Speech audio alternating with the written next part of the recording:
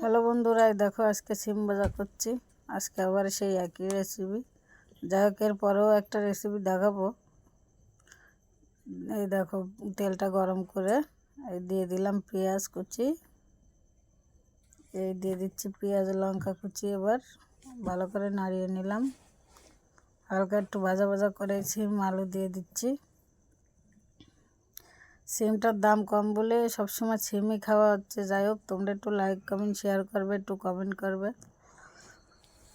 তোমরা তো কমেন্টে কিছু লেখো না। এটা হলুদ লবণ দিয়ে ভালো করে নাড়িয়ে চাড়িয়ে, আজকে কিন্তু রসুন দেইনি, খালি পেঁয়াজ লঙ্কা। এই দেখো কত সুন্দর সেদ্ধ হয়ে গেছে।